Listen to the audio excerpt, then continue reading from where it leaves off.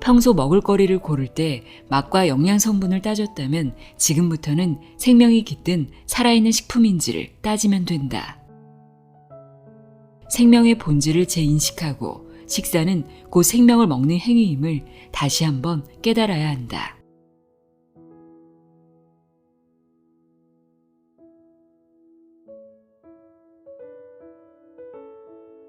안녕하세요. 나의 소리책 갈피 소리내어 읽다입니다. 우리가 잘 알고 있는 필수 5대 영양소가 있죠. 단백질, 비타민, 탄수화물, 무기질, 지방. 이 5대 영양소는 에너지 대사에 반드시 필요한데요. 에너지 대사에는 꼭 필요하지 않지만 매일 섭취하면 세포의 노화를 막고 질병에 잘 걸리지 않는 체질을 만드는 데 도움이 되는 것이 있습니다. 바로 피토케미컬입니다. 정확히 뭔지는 몰라도 들어보셨을 거예요. 식이섬유와 더불어 제7의 영양소로 불리고 있는데요. 피토케미컬은 식물의 뿌리나 잎에서 만들어지는 모든 화학물질을 말합니다. 식물은 동물과 달리 땅에 뿌리를 내리고 자라기 때문에 이동할 수 없잖아요. 피토케미컬은 식물이 해충과 질병으로부터 스스로를 보호하기 위한 방어 기능을 가진 화학물질입니다. 이 피토케미컬이 제2의 뇌라고 불리는 장 건강에 매우 좋다고 하는데요. 오늘은 피토케미컬과 효소 등이 오염된 장을 정화하는 데 도움이 된다고 이야기하는 책을 소개합니다. 세계 최고의 위장 전문의 시냐 히로미의 면역을 높이는 장 해독법입니다. 저자 소개 읽어드릴게요. 시냐 히로미 1960년에 준텐도 대학 의학부를 졸업하고 3년 후 미국으로 유학, 1968년 뉴욕에 있는 베스 이스라엘 병원에서 수련의로 근무할 때 대장 전역에 걸친 대장 내시경 삽입술을 개발했다. 그 이듬해 세계 최초로 개복 수술을 하지 않고 대장 내시경을 이용해 대장 용종을 제거하는 수술에 성공해 의학계에 크게 공헌했다. 그 후 이 분야 최고의 권위자로 활약하며 40여 년 동안 미국과 일본에서 35만 건에 이르는 위장 내시경 검사와 9만 건 이상의 폴립 절제술을 했다. 암 재발률 0%, 단 한 명의 환자에게도 사망 진단서를 발급하지 않은 세계 최고의 위장 전문의로서 미국 위장 내시경 학회 특별상과 2004년 동학회 최고상을 수상했다. 저서로는 일본에서 밀리언셀러를 기록한 병 안 걸리고 사는 법 시리즈를 비롯해 효소력 혁명, 병에 걸리지 않기 위한 7계명 등 다수가 있다. 저자가 위 내시경 전문의로 40여 년 동안 일하면서 알게 된 중요한 사실은 장의 상태가 좋지 않은 사람은 온몸에 문제가 있다는 겁니다. 저자는 내시경으로 관찰한 장 건강 상태를 장상이라고 부르는데요. 개념으로 보자면 관상이나 수상과 마찬가지이기 때문입니다. 그렇다면 좋은 장상을 만드는 데 필요한 기본 요소는 무엇일까요? 저자는 우리가 매일 먹는 식사에 답이 있다고 합니다. 내가 날마다 먹는 음식이 건강을 좌우한다는 거겠죠. 특히 우리의 치아 구성을 알면 우리가 어떤 음식들을 먹어야 하는지 알 수 있다는 내용이 참 흥미로웠습니다. 또한 장에 문제가 생기면 가장 먼저 해야 하는 처치가 장 해독이라고 합니다. 변비가 있다는 것은 이미 장이 오염됐다는 증거라고 하는데요. 그럼 지금부터 저자가 제안하는 장 해독법은 무엇인지, 장 건강을 위해 우리는 무엇을 먹어야 하는지 자세히 알아보도록 하겠습니다. 면역력을 높이는 장 해독법, 내용의 일부를 읽어드립니다. 귀 기울여 들어보세요.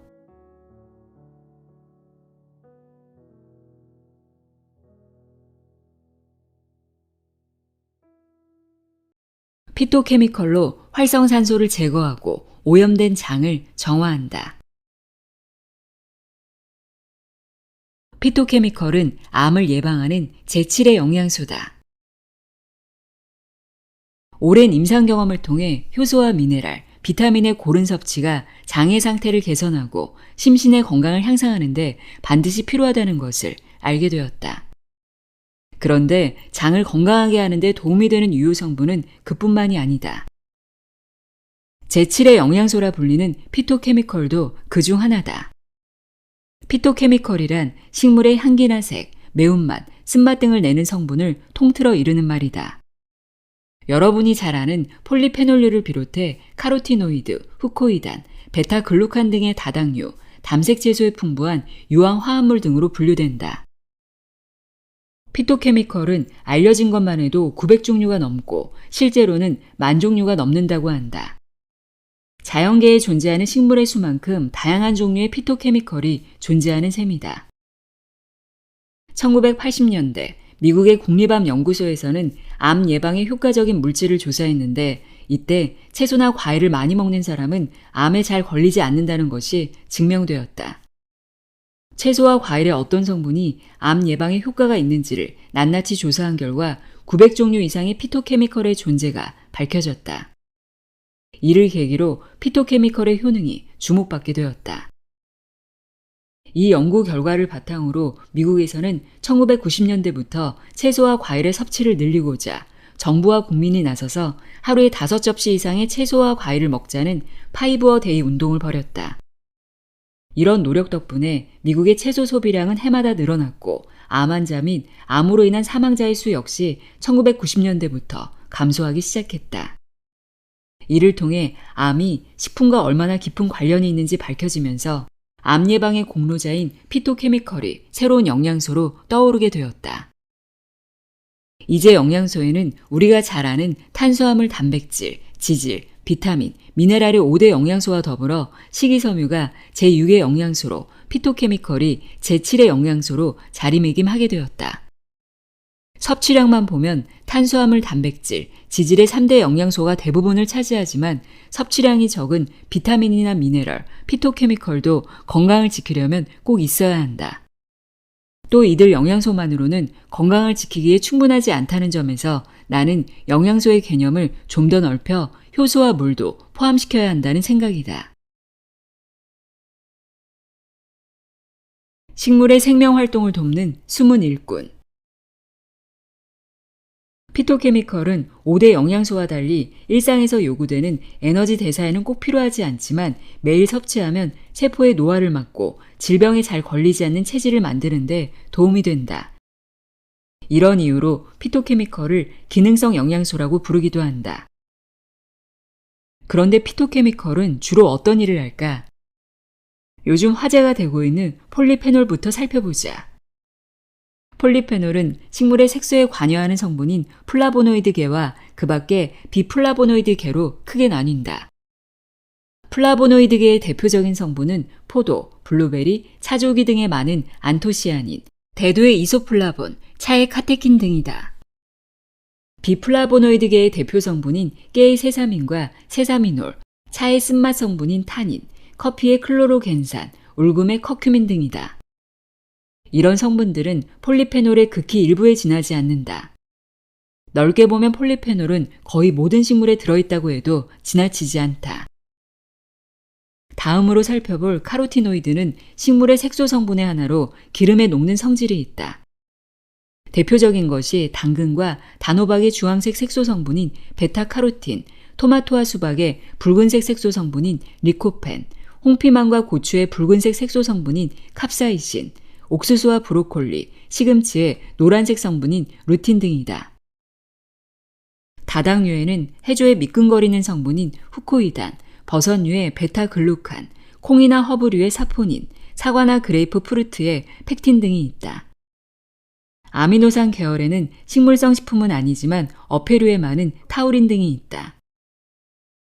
그 밖에 양파, 마늘, 양배추 등의 유황 화합물, 향기 성분의 하나인 생강의 진저롤과 감귤류의 리모넨 등 다 열거하자면 끝이 없을 정도다. 피토케미컬은 이름 그대로 식물의 생명 활동을 다양한 형태로 돕고 지켜주는 숨은 일꾼인 것이다. 뛰어난 항산화 작용으로 젊음과 건강을 지켜준다. 피토케미컬은 우리 몸에 어떤 작용을 할까? 앞서 피토케미컬의 항암 작용을 언급했는데 항암 작용은 넓은 의미에서 항산화 작용으로 볼 수 있다. 식물에 존재하는 무수한 종류의 피토케미컬은 사실 식물이 혹독한 자연 환경에서 생장하기 위해 가진 생체 방어 본능이다. 식물은 동물과 달리 움직일 수 없기 때문에 피토케미컬로 제 몸을 보호한다. 자외선은 식물의 생장을 방해하는 요소 중 하나다. 식물이 자외선에 그대로 노출되면 다량의 활성산소가 발생하기 때문에 세포가 손상되어 생장에 나쁜 영향을 미친다. 피토케미컬의 일종인 폴리페놀이나 카로티노이드 같은 색소 성분은 이런 활성산소의 폐해를 막는 항산화 작용을 한다. 식물이 쓴맛 성분인 카테킨이나 탄닌처럼 독특한 성질의 폴리페놀을 가진 이유는 쓴맛이나 매운맛, 나쁜 냄새를 내서 벌레에게 먹히지 않기 위해서다. 나무 껍질이나 열매가 벌레나 작은 동물 때문에 상처를 입으면 그것을 복구하거나 살균하는 것도 폴리페놀, 즉 피토케미컬이 하는 일의 하나다. 다시 말해 우리가 식물을 키워서 그것을 먹고 생명을 유지하는 것은 식물이 가진 다종다양한 피토케미컬의 기능, 즉 항산화 작용을 우리 몸이 받아들이는 것이다. 채소나 과일을 먹으면 젊음과 건강을 유지할 수 있는 데는 효소, 비타민, 미네랄, 식이섬유 외에 피토케미컬이 기여하는 바가 크다. 그런데 피토케미컬과 장은 어떤 관계가 있을까? 장에서 발생한 유해 물질은 활성산소의 발생원이 된다. 피토케미컬은 항산화 작용으로 이런 활성산소를 제거하고 동물성 식품의 섭취로 오염된 장을 정화하는 데 도움을 준다. 단, 피토케미컬을 섭취하려면 농약이나 화학비료를 사용하지 않은 신선하고 생명력이 강한 재료를 골라야 한다. 카테킨이 항산화 작용을 한다고 해서 차를 너무 많이 마시면 오히려 위 점막이 손상될 수 있다. 어느 한 가지 성분에만 의존하지 않도록 유의하면서 매일의 식사에서 채소나 과일을 많이 먹으면 식물이 가진 피토케미컬의 다양한 효과를 누릴 수 있다. 7대 영양소만으로는 생명력을 탄탄히 키울 수 없다. 현대 영양학에서는 단백질, 탄수화물, 지질, 비타민, 미네랄의 5대 영양소를 고루 섭취해야 한다고 하지만 그것만으로는 날마다 활기차게 생활할 수 있는 생명력을 키우기에 부족하다. 이들 영양소를 소화하고 흡수해 에너지로 바꾸려면 체내 효소가 활동해야 하기 때문이다. 이런 관점에서 효소의 기능을 살펴보기로 한다. 효소는 생명활동의 다양한 반응에 관여하는 물질이며 단백질로 구성되어 있다. 효소는 크게 소화효소와 대사효소로 나뉘는데 종류는 알려진 것만 해도 5천여 가지에 이른다. 우리가 숨쉬고 먹고 생각하고 몸을 움직여서 건강하게 활동할 수 있는 것은 이들 효소가 촉매 역할을 하기 때문이다. 이를 다른 관점에서 생각하면 아무리 몸에 필요한 영양소를 공급하더라도 우리 몸에 있는 효소를 그저 쓰기만 해서는 공급된 영양소를 소화 흡수하거나 대사해 에너지로 전환하기가 힘에 부치고 마침내 생명력이 약해지니 영양소를 섭취하듯 효소도 섭취해야 한다는 의미가 된다. 최근 영양학에서는 5대 영양소 외에 제6, 제7의 영양소로 식이섬유와 피토케미컬을 주목하고 있지만 정작 중요한 효소의 개념은 아직 빠져 있다. 지금부터라도 효소의 역할을 알고 그에 관한 새로운 영양 지식을 갖춰야 한다. 효소 섭취로 체내 효소의 소비를 조절한다. 체내 효소가 제대로 활동하게 하려면 효소를 낭비하는 생활 방식부터 고쳐야 한다. 이때 가장 중요한 건 역시 매일의 식사다. 육류, 우유 유제품, 정제된 곡류 등과 같이 소화가 잘 되지 않는 것만 먹으면 소화효소가 낭비돼서 그만큼 몸에 불필요한 부담을 주게 된다. 게다가 다 소화되지 못한 것은 장 속에 쌓여 변비를 일으키고 이것이 온몸에 이런저런 병을 만든다. 식사 외에도 주의할 것이 있다. 의약품을 상용하거나 전자파에 자주 노출되거나 술, 담배를 즐기면 몸속에 활성산소가 많이 발생한다. 그러면 해독을 위해 대사효소가 다량으로 쓰이게 된다. 효소의 사용면에서 보면 정신적인 스트레스에 시달리거나 하루 종일 컴퓨터 앞에 앉아 허리 한번 펴지 못하고 지내는 것도 효소의 낭비율이 크긴 마찬가지다. 자연의 섭리에 거스르는 생활을 하면 아무래도 효소를 많이 쓸 수밖에 없다. 하지만 현대사회를 살면서 생활 방식을 완전히 바꾸는 것은 무리다. 건강도 제대로 관리하지 못하면서 불규칙한 생활을 계속하는 것은 문제이며 그 때문에 스트레스를 받는다면 이래저래 효소만 낭비된다. 이를 해결하기 위한 효율적인 방법은 외부에서 효소를 공급해 체내 효소의 소비를 조절하는 것이다. 이때 중요한 수단도 매일의 식사다. 효소는 인간뿐만 아니라 동물과 식물, 즉 이 세상의 모든 생물에서 기능한다. 당연히 식품 속에도 들어있다. 그러나 효소는 가열하지 않은 채소, 과일, 어패류, 해조류, 그리고 미생물의 힘을 활용한 발효식품에만 살아있을 뿐이다. 효소는 48도씨 이상에서 활성을 잃고 115도씨에서는 사멸하는 것으로 밝혀졌다. 여러분은 이런 살아있는 식품을 하루에 어느 정도 먹고 있는가? 그보다 더 궁금한 것은 여러분이 과연 매일 음식을 먹으면서 그것이 살아있는지 그렇지 않은지를 따져가며 먹는가 하는 것이다. 앞서 말했듯이 우리는 음식에서 얻은 생명으로 우리의 생명을 키우고 지키며 산다. 살아있는 식품을 먹는 기회가 줄어들면 효소를 충분히 섭취하지 못하게 되고 그만큼 생명력이 약해질 수밖에 없다.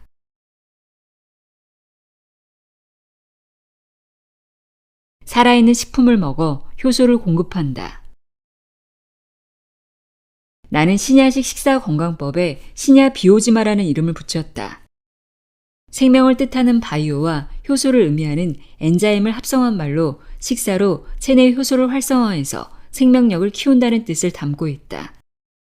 좀 더 쉽게 말하면 우리가 식사를 하는 가장 큰 목적은 단지 열량이나 영양소를 체내에 공급하는 것이 아니라 생명력을 키우는 것이므로 결국 효소가 반드시 필요하다는 말이다. 이런 중요한 효소를 가진 살아있는 식품 중에서 맨 먼저 권하는 식품은 신선한 제철 과일이다. 과일에는 당질을 비롯해 비타민, 미네랄, 식이섬유 같은 영양소뿐만 아니라 효소도 매우 풍부하게 들어있다.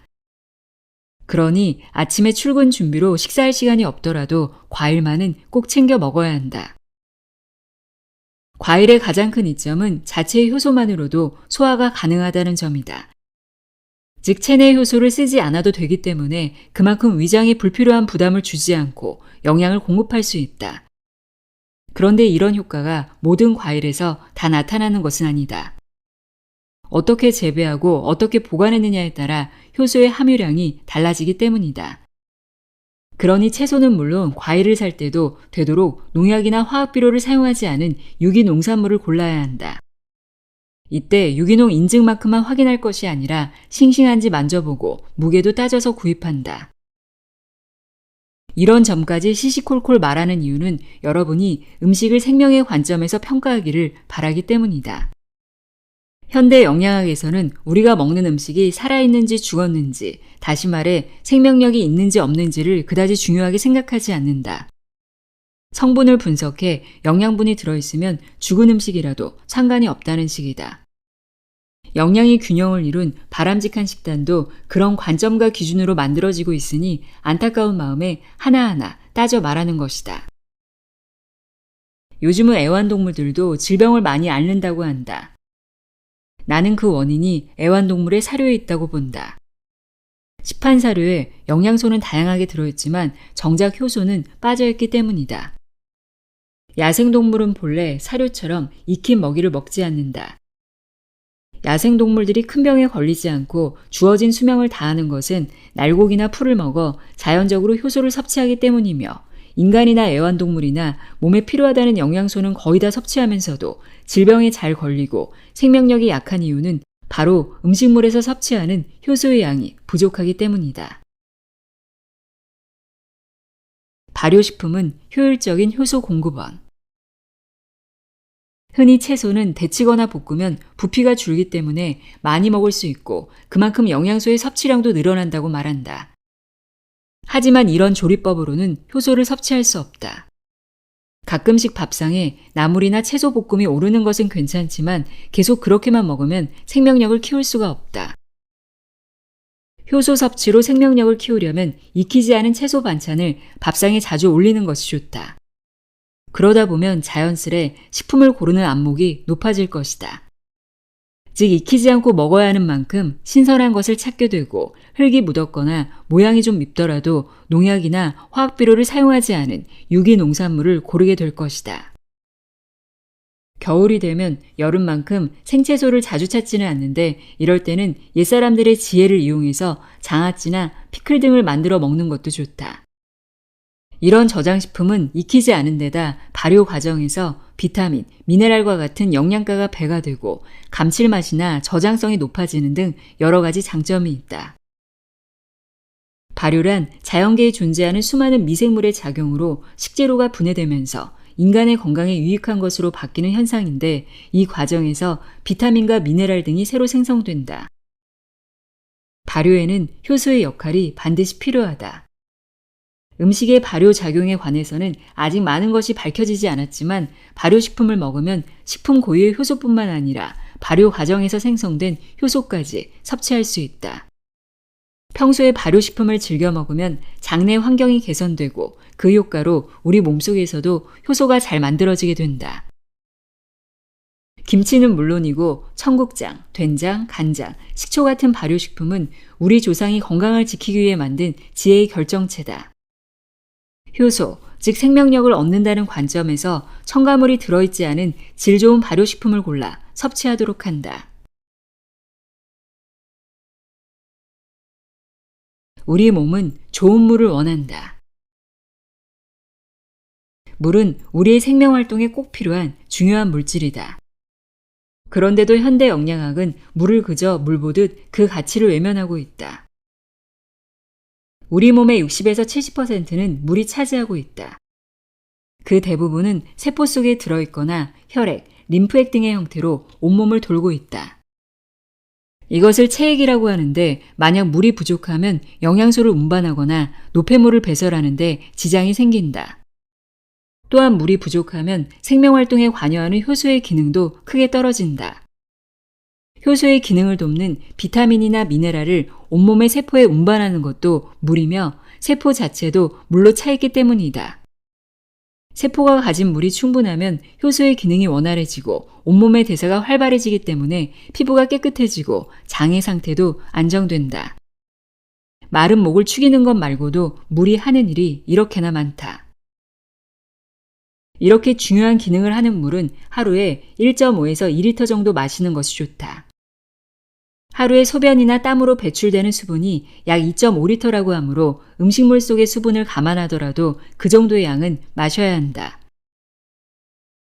반대로 말하면 배출된 수분의 양만큼 물을 마시지 않으면 우리 몸은 물 부족 상태가 된다.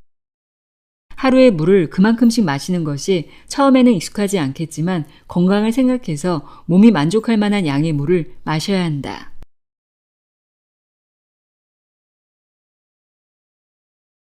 변비는 장이 이미 오염됐다는 증거다. 우리가 맛있게 먹은 음식물은 몸에서 소화흡수된 후에 몸 밖으로 시원하게 나와야 한다.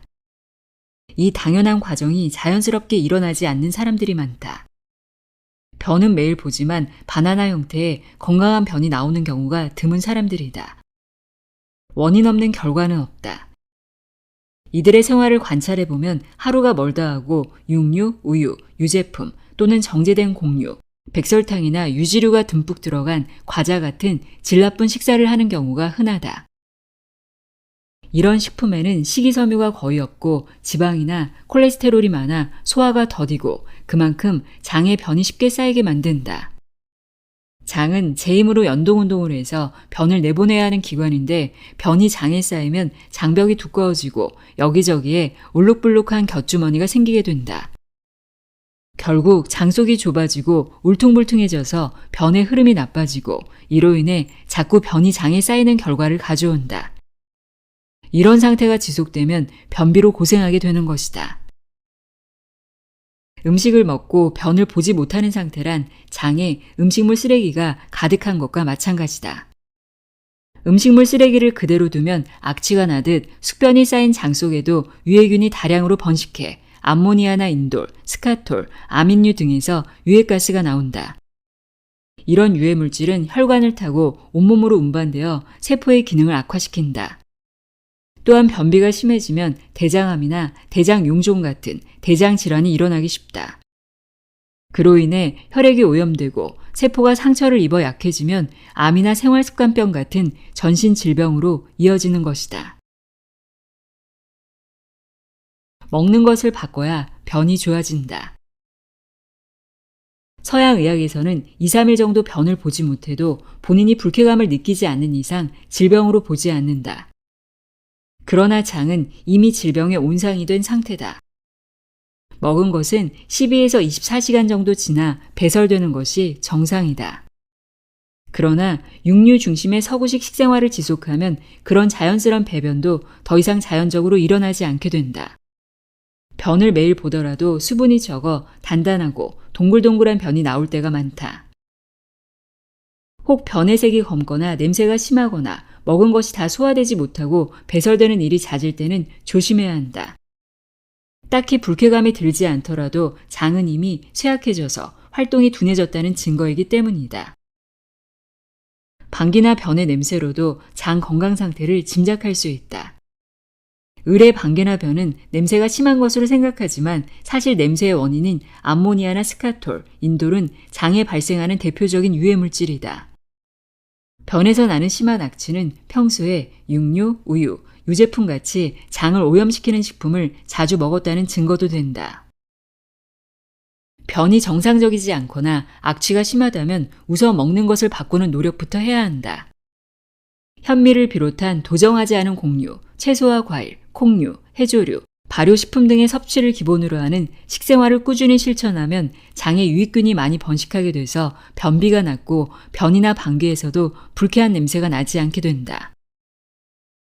식사와 장의 관계를 무시하고 변비가 심하다고 당장 약을 먹으면 오히려 장에 부담만 주게 된다. 대부분의 변비약은 장을 과도하게 자극해서 강제적으로 연동운동을 일으키기 때문에 일시적으로는 배변 활동이 회복된다. 하지만 약제를 사용하면 관장과 마찬가지로 정상적인 배설 기능을 떨어뜨려서 오히려 만성 변비로 이어지는 경우가 많다.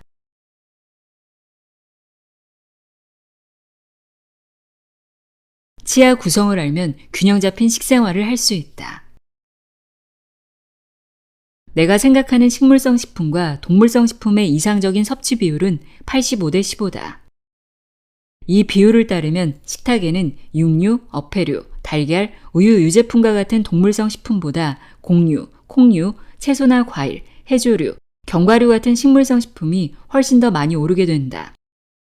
건강 장수를 실현하는 이 비율은 내 오랜 임상 경험과 자연의 섭리의 바탕을 두고 있다. 그런데 85대 15라는 구체적인 수치는 어떻게 나온 것일까? 그 근거의 하나는 인간의 치아 구성이 어금니호, 앞니, 송곳니 1의 비율을 이루는 데 있다. 어금니는 곡류나 콩류를 씹어서 부수고 으깬다. 앞니는 잎채소와 과일을 씹어 자르고 송곳니는 육류를 씹어서 끊거나 찢는 데 쓴다. 오랜 진화 과정에서 이런 치아 구성이 완성된 것은 결코 우연이 아니다. 곡류나 콩류를 5, 그 밖에 채소나 과일을 2, 육류나 어패류를 1의 비율로 먹는 것이 인간에게 균형을 이룬 식사이며 자연의 섭리를 따르는 것이다.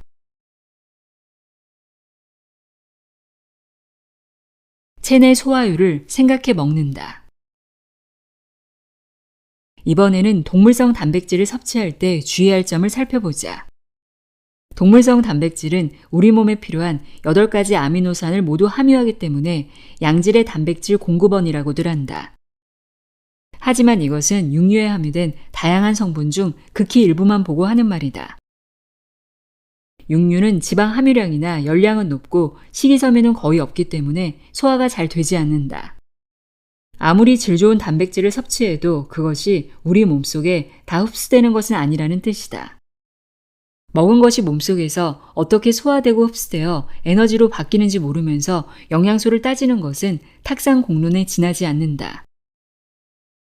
현미나 잡곡류, 두부, 생청국장, 된장 같은 콩 제품에 함유된 식물성 단백질은 성분을 분석하면 몇 가지 필수 아미노산은 부족하지만 대신 육류가 가진 그런 문제점은 적다. 또 이런 식품에는 혈액을 오염시키는 포화지방산 대신 불포화지방산이 적당히 들어있고 씻재 먹기 때문에 시판 식물성 기름처럼 산화되는 것을 먹게 될 염려도 없다. 특히 현미는 혈액순환을 돕고 세포의 노화를 막는 비타민 E가 많기 때문에 상승 효과도 기대할 수 있다. 또 풍부한 식이섬유가 장을 건강하게 만들어 영양소의 흡수를 촉진하기도 한다. 현미, 잡곡, 콩류 같은 식물성 식품을 효과적으로 조합한 신야식 식사 건강법을 실천하는 것이 동물성 단백질보다 훨씬 더 질 좋은 단백질을 섭취할 수 있고 몸속에서도 효율적인 에너지로 바뀌게 된다. 우유 유제품도 동물성 식품인 만큼 건강에 미치는 유해성을 인식해야 한다.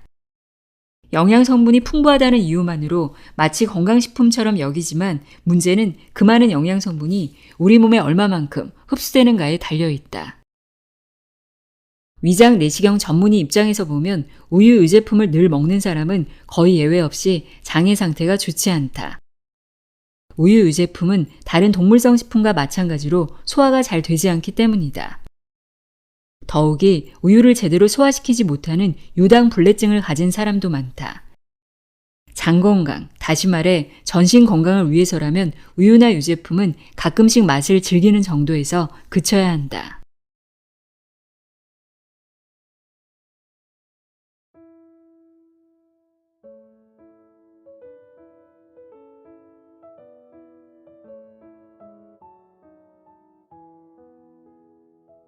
면역력을 높이는 장해독법 읽어드렸습니다. 결국 우리가 매일 먹는 식사가 건강을 좌우한다는 것을 알 수 있었습니다. 내가 무엇을 자주 먹고 있는지, 어떤 음식을 줄이고 어떤 음식들을 즐겨 먹어야 하는지 생각해보는 시간이 되었길 바랍니다. 오늘도 함께 해주셔서 고맙습니다.